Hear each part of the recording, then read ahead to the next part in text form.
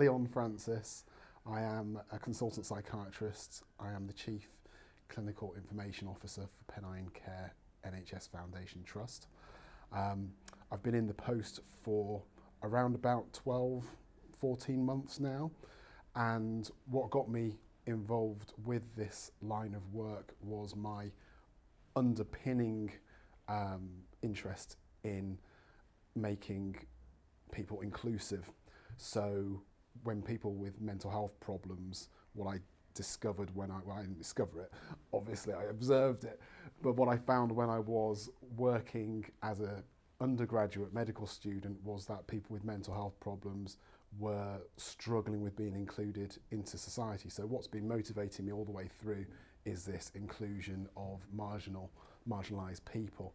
The technology that we have now, the mobile technology, has the potential to make everything accessible to everybody, and I am passionate about going forward with that. The most challenging part of the Chief Clinical Information Officer role is the definition. Loads of people come up to you and say, well, what is it you actually do? And that's throughout the organisation. And it's important to try and be as broad, but also try and define things, because if we get too broad, we lose purpose, we lose meaning. So that's probably the main thing. In terms of the work that needs to be done, it's about bridging the gap between the technological aspect of the role and socialising these things. We've got fantastic technology, fantastic informaticians, but when it comes to implementing things to our colleagues, my colleagues, clinicians, practitioners on the front line, there's a jump to make, and it is a jump at the moment, because for some reason we are totally engaged with our gadgets when we look at banking, Christmas shopping and all those sorts of things, but we come into the NHS and we practice differently, mainly because I think we're in a very responsible role, and we perceive the risks of any mistakes are very great, so there needs to be a lot of reassurance provided there, as well as opening up the opportunities for new technologies and techniques. From my perspective as a consultant psychiatrist, the most significant achievement has been relatively small within the organisation, but there was a particular team that were implementing an electronic patient record, and as can be typical with health practitioners, there was a certain amount of reticence, concerns, fears about pressing the button and going for it. As a group of workers, healthcare professionals are quite conservative with a small c about change, and it needed to be, the message needed to be conveyed from a clinician's perspective and almost demonstrated from what I've managed to achieve personally in delivering healthcare with technology across a big footprint. And with that reassurance, this particular team took things on board, and within a month of that meeting, we had very positive feedback from their experience.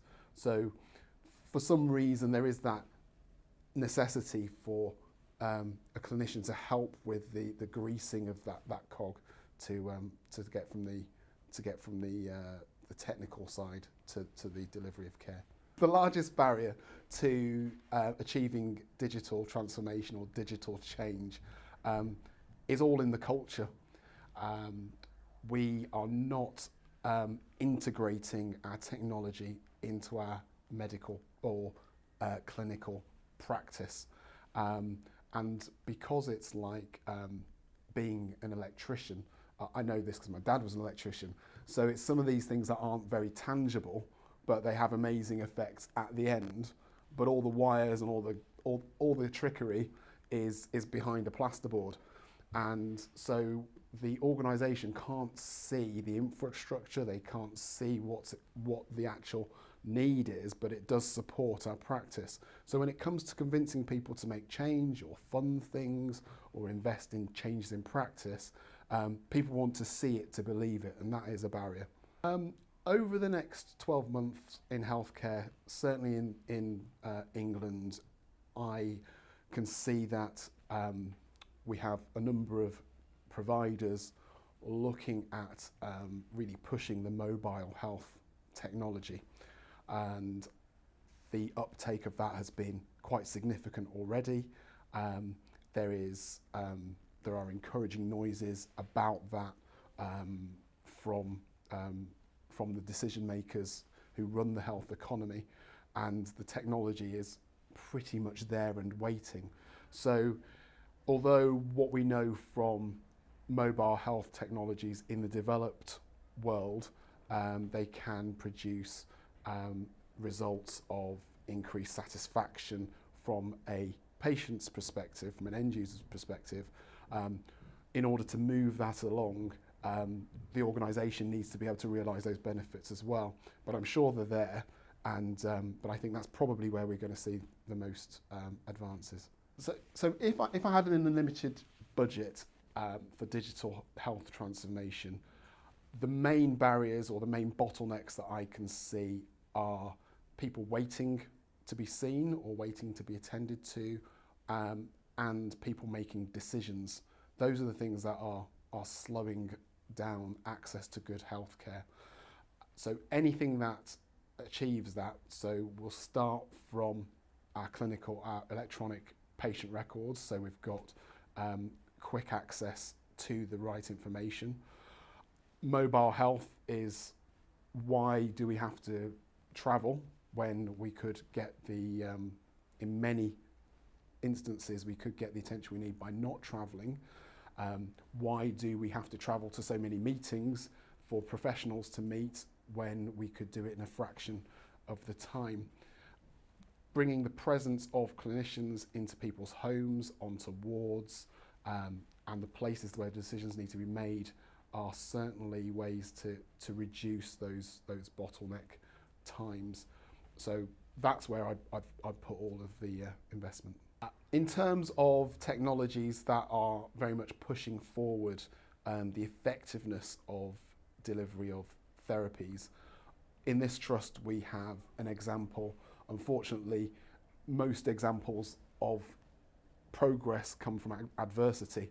So in this trust, after the Manchester Arena bombing, the region has had a lot of trauma, and in terms of managing that trauma, we have a service that has been using virtual reality to recreate the Manchester Arena in terms of exposing our patients, our service users, and doing the psychological work within that, recreating that environment. And it's very novel, and although it is very novel, we've got quite a lot of evidence base for this technique, because tertiary centres, private sectors have been using this for a number of years and investigating this for a number of years around the Gulf War, around the Twin Towers and those sorts of things. But in terms of when we move these forward into the NHS, this is a great example of taking what has been in the pipeline and actually getting on and doing it. So in very basic terms of psychology and psychology treatment, exposure therapy. So what we know is that if somebody has a fear or a phobia of something, then there are ways of introducing that fear and phobia to allow you to manage the exposure to that fearful stimulus. So rather than taking somebody on a bus, in a taxi or whatever, or even on a plane to wherever this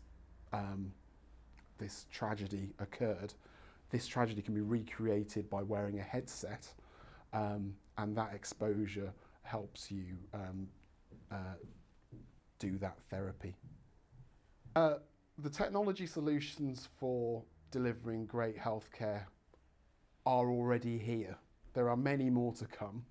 We use some of these applications in lots of other parts of our life, and what would be the great success is when we're able to link the informaticians with the clinicians and spread that word and get the clinicians and the practitioners excited about not only taking these things on board, but thinking of ways in which they can use the technology and bringing them back into the informaticians to say, okay, we'll help you with that and we'll deliver it.